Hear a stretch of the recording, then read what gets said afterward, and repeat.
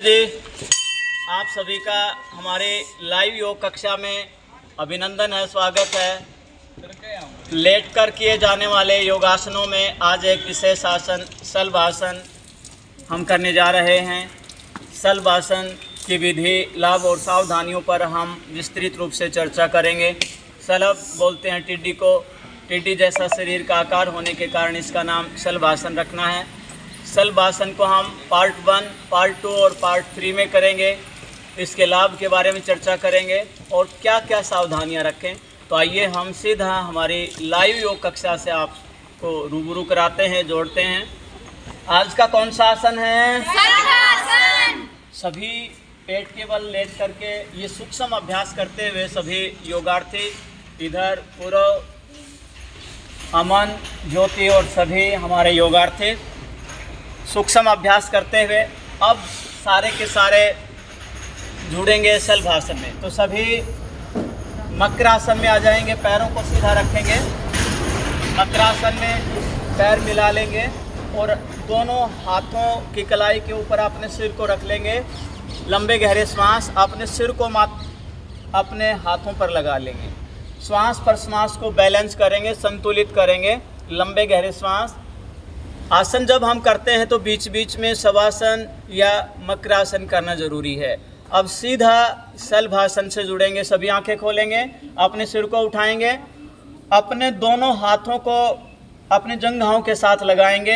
हथेलियों का रुख है वो जमीन की तरफ कर लें, हथेलियों का रुख जमीन की तरफ कर लें और एक एक पैर से हम शलभासन करेंगे। तो शलभासन पार्ट 1 आप देखेंगे। अपने दाहिने पैर को उठाएंगे, श्वास भरेंगे। पहले श्वास भर के अपने दाहिने पैर को उठा लीजिए, जितना भी है ऊपर उठाएंगे। दाहिने पैर के पंजे को खींचा हुआ रखेंगे, श्वास को अपने चेस्ट में रखेंगे, घुटने में से सीधा रखेंगे। आप सभी योगार्थियों को दिखाएंगे। इधर से पूरब, अमन और पीछे पलक, स्नेहा, सभी बहुत अच्छा करते हुए पैर को जितना हो सके ऊपर उठा करके रखेंगे। 8 से 10 सेकंड इस प्रकार से रखना है। वापस लेकर के आएंगे, धीरे धीरे वापस लेकर के आएंगे। पैर को ऊपर से पटकना नहीं है, धीरे से रिलैक्स कीजिए। अब दूसरे पैर से, अब दाहिने से किया है, बाएं पैर से श्वास भरेंगे और बाएं पैर को उठाएंगे, पूरा पूरा ऊपर उठा करके रखेंगे। आप इधर से दिखाते जाएंगे सभी को। बहुत अच्छा अमन ने अभ्यास किया है। इधर से पूरा ऊपर उठा करके रखेंगे, श्वास को रोके रखेंगे। धीरे धीरे वापस आएंगे, धीरे धीरे वापस आइए, धीरे धीरे वापस आएंगे। श्वास पर श्वास को सामान्य करेंगे। तो एक एक पैर से किया है। अब एक दायां पैर उठाएंगे और बाएं हाथ को आगे लेकर जाएंगे। शलभासन पार्ट 2 कैसे करना है? पहले दाहिने पैर को ऊपर उठाएंगे पूरा। अब दूसरा हाथ अपोजिट वाला बायां हाथ है उसको आगे उठाएंगे और पीछे से और आगे से उठ जाएंगे। केवल नाभि के आसपास का जो हमारा हिस्सा है वो रह जाएगा। आप देखेंगे पूरा उठा करके रखेंगे। इस पैर हाथ को ऊपर उठा करके रखेंगे। हाँ, ऐसे ये इतना रखेंगे। हाँ, सीधा हाथ को सीधा आगे खींचेंगे। ये आपका तरीका रहेगा। ये पैर, दायां पैर और बायां हाथ ऊपर उठाइए इसको। हाँ, ये है पार्ट 2। वापिस आएंगे। अब बायां पैर उठाएंगे और दाहिना हाथ उठाएंगे, अपनी चेस्ट में श्वास भर के रखेंगे। कीजिए, इस पैर को और हाथ को ऊपर उठा लेंगे।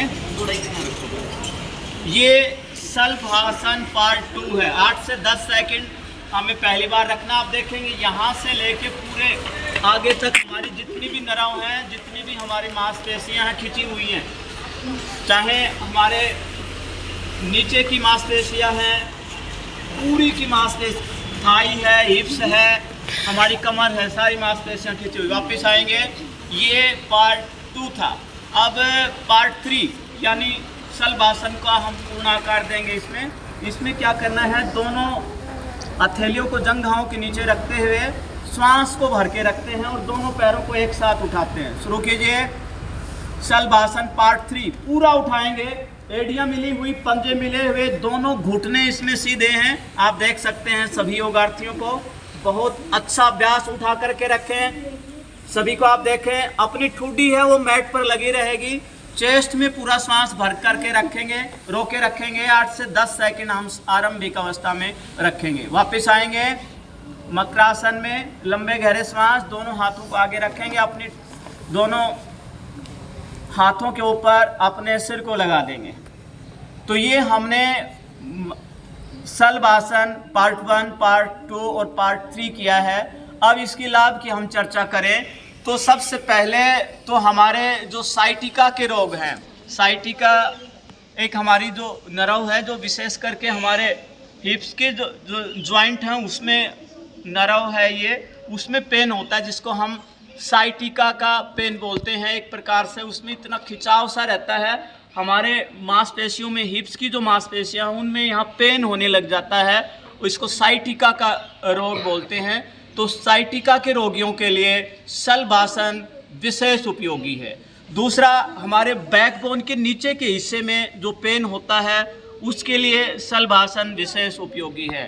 तीसरा, हमारे हिप्स के ऊपर जो एक्स्ट्रा चर्बी होती है उसको दूर करने के लिए विशेष उपयोगी आसन है। तीसरा, हमारे कंधों में जितने भी जिस प्रकार के नस नाड़ियाँ हैं वो क्रियाशील होती हैं तो उनके लिए भी उपयोगी है। और पूरे शरीर का जो भार है वो हमारे पेट के ऊपर इसका विशेष असर होता है, तो हमारा पाचन तंत्र भी कार्य करता है, हमारी सारी नस नाड़ियाँ वो एक्टिवेट होती हैं, इसलिए हमारी जो अलग स्नायु तंत्र है उसके ऊपर भी इसका प्रभाव पड़ता है। जहाँ तक हमारी जो भूख प्यास है उसके ऊपर कंट्रोल होता है। कईयों को भूख नहीं लगती है और कईयों को बहुत ज़्यादा भूख लगती है, तो उसको कंट्रोल करने में भी यह विशेष उपयोगी आसन है। तो इस आसन के लाभ ये करने से हमारे बैकबोन की जितनी प्रॉब्लम है, विशेष करके साइटिका है या पीठ का जो दर्द है उसके लिए विशेष उपयोगी है।